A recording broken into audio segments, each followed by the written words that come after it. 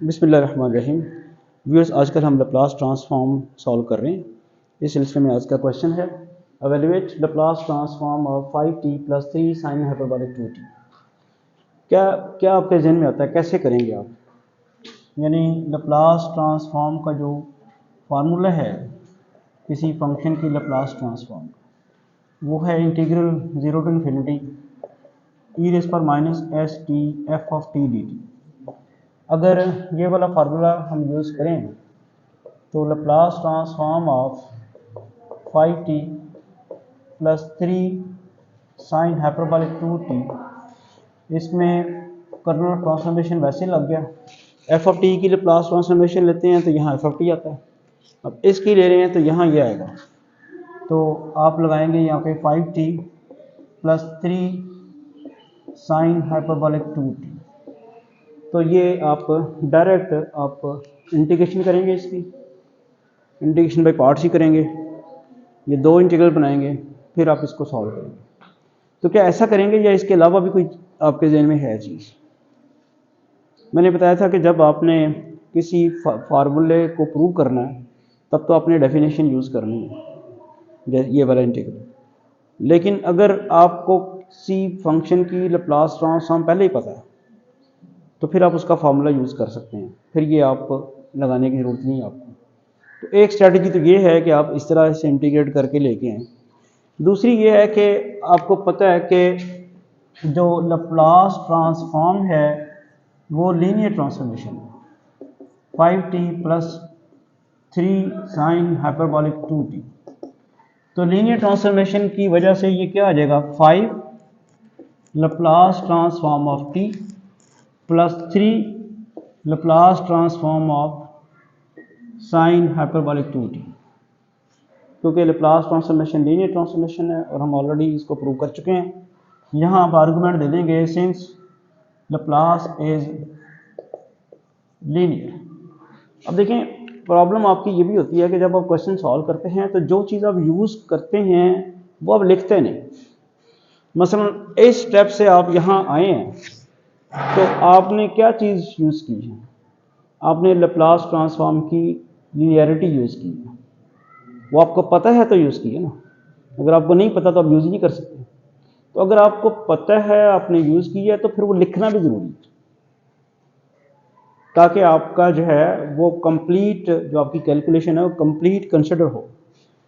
इसके बाद आपको सबको पता है कि टी की लैप्लास ट्रांसफॉर्मेशन किसके बराबर होती है, 1/s² के। और Laplace transform of sine hyperbolic 2t किसके बराबर है, 2/s² - 4। इसका भी आपको पता था तो आपने लिखा।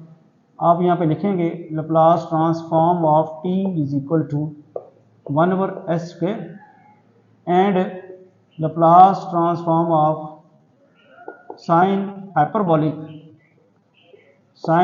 kt = k/s² - k²। ये आपको पता था तो आपने लिखा ना, तो यहाँ आप आर्गुमेंट भी लिख दें। अब अगर आप थोड़ा सा इसका एलसीएम लें तो ये क्वेश्चन सॉल्व हो गया। ये आ जाएगा जी 5/s² + 6/s² - 4। इसका एलसीएम क्या आ जाएगा, s² × s² - 4। तो 5 × s² - 4 + 6 × s²। तो क्या बन गया जी, 5s² - 20 + 6s² / s² - 4। तो यहाँ से जो इसका आंसर आ गया वो आ गया 11s² - 20 / s² - 4। क्लियर होगी बात? अब अगर आप ये प्रोसीजर यहाँ करके आएंगे तो आंसर यही आना, लेकिन स्टेप्स बहुत बढ़ जाएंगे, इंटीग्रेशन बड़ी कॉम्प्लिकेटेड हो जाएगी। तो इसको देखते हुए आप देखते हैं कि इस क्वेश्चन को सॉल्व करते हुए डेफिनेशन लगाए बगैर आपने 3 चीज़ें यूज़ की। कौन कौन सी? एक तो linearity of the Laplace transform, उससे आप इधर आ गए। फिर आगे 2 चीज़ें टी की लैप्लास ट्रांसफॉर्मेशन अगर आपको आती नहीं है तो फिर तो आप नहीं लिख सकेंगे, और अगर आप साइन हाइपरबोलिक ए टी की लैप्लास ट्रांसफॉर्मेशन नहीं पता किसके बराबर है तो तब भी आप ये आंसर फिर यहाँ पे नहीं लिख सकेंगे और आगे चल नहीं सकेंगे। तो ये मैंने जैसे लास्ट लेक्चर में भी आपको बताया था कि हम हर दफ़ा डेफिनेशन को यूज़ करते हुए हर क्वेश्चन सॉल्व नहीं करेंगे। बेसिकली जो हमें फार्मूले हमें ड्राइव करनी है डेफिनेशन को यूज़ करते हुए वो आगे चल के हम अप्लाई करेंगे। चलते हैं नेक्स्ट क्वेश्चन देखते हैं।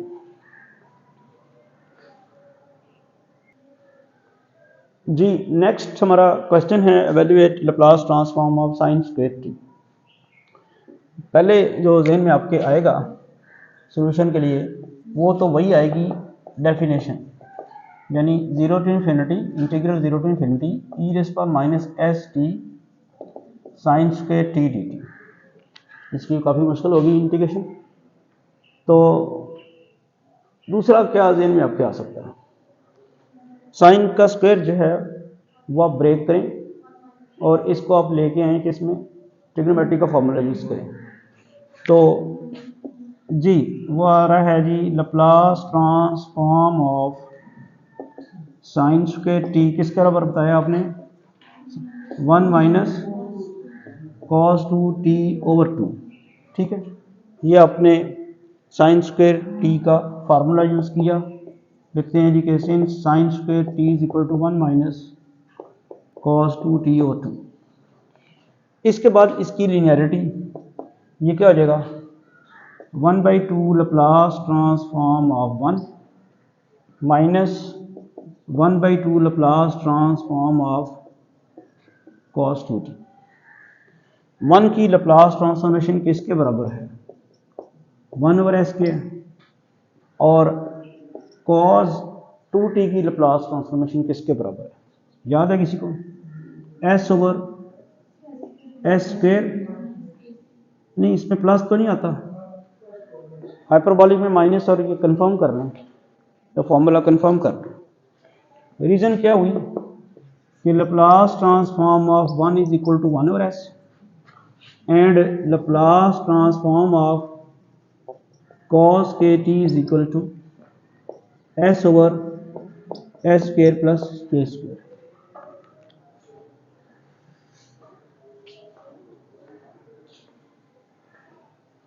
फॉर्मूला चेक कर,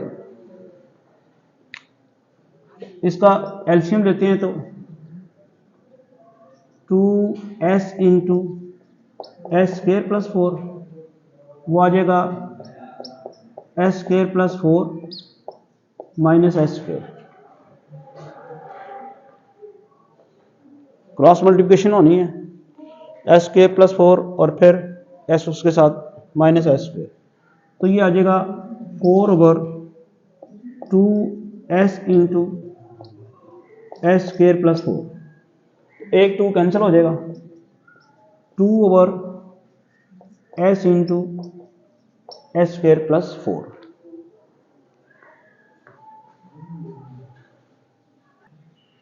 जी नेक्स्ट क्वेश्चन है, show that Laplace transform of cos at plus b is equal to s cos b minus a sin b/s² plus a²। तो इसके सॉल्यूशन में आप Laplace transform of cos at plus b, तो cos alpha plus beta का formula लगा लें, at alpha हो गया और b जो है वो बीटा हो गया।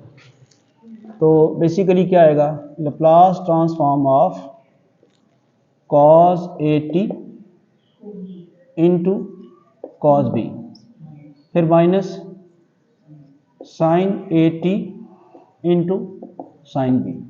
ये फार्मूला आपने लगाया है cos अल्फा प्लस बीटा का, जो कि cos alpha cos beta minus sin alpha sin beta होता है।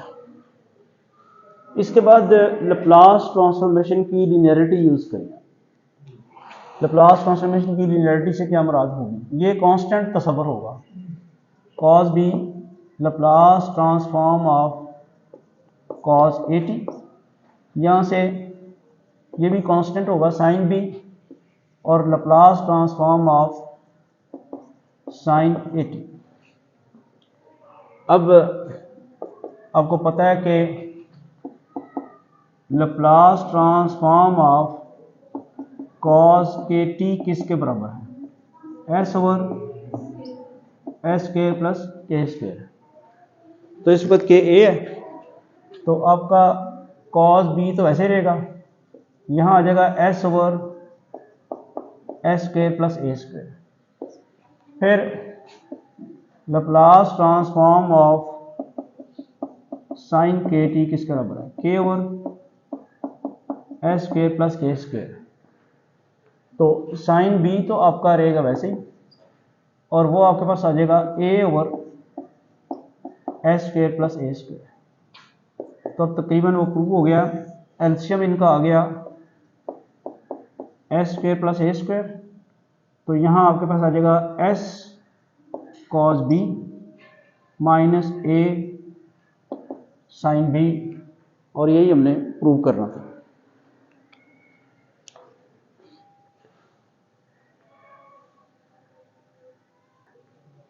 जी नेक्स्ट क्वेश्चन ज़रा समझने वाला है। Evaluate Laplace transformation of F of T where F of T is given by the following graph. अब पहले तो आपको एफ ऑफ टी दिया जा रहा था और कहा जा रहा था कि आप इसकी लाप्लास ट्रांसफॉर्मेशन मालूम करें। अब आपको एफ ऑफ टी नहीं दिया गया, बल्कि उसका ग्राफ दे दिया गया। एक फंक्शन है, उसका ग्राफ दे दिया हुआ है, और वो कह रहा है जी आप इसकी लाप्लास ट्रांसफॉर्मेशन मालूम करें। तो पहली स्टेज पे तो ग्राफ की मदद से हमें फंक्शन ट्रेस करना है कि फंक्शन क्या है। तो क्या आपको कोई नज़र आ रहा है कि फंक्शन क्या बन सकेगा? लाप्लास ट्रांसफॉर्मेशन तो फिर बाद में आएगी। फंक्शन में आपको ज़रा समझा दूं, ग्राफ जो है वो ये है कि ये टी एक्सिस और ये एफ ऑफ टी एक्सिस, यानी समझ लें एक्स और वाई जो एक्सिस होते थे आपके। तो ग्राफ जो है वो पहले हॉरिजॉन्टली ट्रेवल करता है अलॉन्ग टी एक्सिस, कहाँ से कहाँ तक, 0 से लेके 1 तक। अगर आप बड़े गौर से देखें, जब ये हॉरिजॉन्टली 0 से लेके 1 तक ट्रेवल कर रहा है टी एक्सिस के ऊपर, तो एफ ऑफ टी की वैल्यू फिर क्या होगी, एफ ऑफ टी की वैल्यू 0 होगी। तो इसका मतलब है ग्राफ जो है वो हमें ये बता रहा है कि function is split into 2 parts. कैसे? 0 से लेके 1 तक फंक्शन का हिस्सा 0 है, और फिर 1 से ऑनवर्ड जैसे ही ट्री ट्रेवल करता है तो ग्राफ ये बन जाता है। तो एक हिस्सा तो हमें फंक्शन का पता चल गया कि 0 से लेके 1 तक टी जब ट्रेवल करेगा तो वो ग्राफ जो है वो 0 होगा, एफ ऑफ टी की वैल्यू 0 होगी। अगली वैल्यू फाइंड करनी है हमने, तो वो भी देखते हैं कैसे। यानी अब हमारे पास जो बाइफर्केशन है फंक्शन की वो ये है, it is 0 if T lies between 0 and 1। अब मसला ये है कि 1 से ऑनवर्ड मालूम करने के लिए आपको एक पॉइंट उसने दे दिया हुआ है जो 2 2 है। तो अब अगर आप बड़े गौर से देखें तो ये जो ग्राफ है ये एक स्ट्रेट लाइन का ग्राफ है, और स्ट्रेट लाइन के ग्राफ में आपको 2 पॉइंट्स बेसिकली उसने दे रखे हैं। ये स्ट्रेट लाइन है, ये बता रहा है कि स्ट्रेट लाइन जो है इस पॉइंट से पास करती है, और ये स्ट्रेट लाइन इस पॉइंट से भी तो पास कर रही है ना। तो ये बेसिकली जो पॉइंट है ये 1 0 है। तो equation of line passing through 2 points याद है क्या होती थी, y minus y1 over y2 minus y1 is equal to x minus x1 over x2 minus x1। तो इस वक्त y क्या होगा, f ऑफ t, और x क्या होगा, t। तो जब मैं कहूँगा y माइनस y1 तो मैं क्या कह रहा हूँ, f of t minus 0 divided by y2 minus y1। y2 क्या होगा, 2 माइनस 0। ये मैंने कहा y माइनस y1, ये x1 y1 सपोज कर लें, x2 y2 सपोज कर लें, आप अपनी लैंग्वेज में। y माइनस y हमारा f ऑफ t है, f of t minus y minus y1, f of t minus 0, y2 minus y1, y2 हमारा ये है, should be equal to what, x minus x1, x हमारा क्या है, t, और शाबाश t माइनस 1 ओवर 2 माइनस 1। तो यहाँ से हमें f ऑफ t की वैल्यू मिलती है 2 इंटू टी माइनस 1। ठीक होगी, ये पॉइंट इसको सेटिस्फाई भी करता है। जैसे ही आप t की वैल्यू 2 पुट करेंगे तो f ऑफ t की वैल्यू भी 2 आ जाएगी। टी की वैल्यू 2 पुट करेंगे, 2 - 1 1, और वो ये भी पॉइंट इसको सेटिस्फाई करता है। जैसे ही आप टी की वैल्यू 1 पुट करते हैं तो एफ ऑफ टी 0 हो जाता है।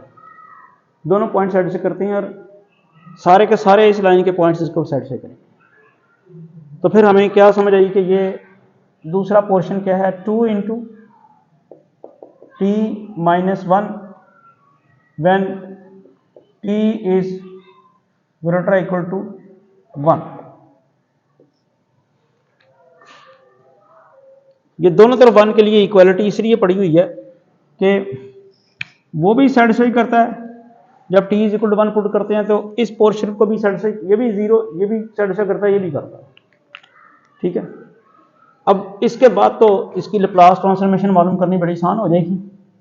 Laplace transformation of F of T, यहाँ हमें डेफिनेशन का ही सहारा लेना पड़ेगा।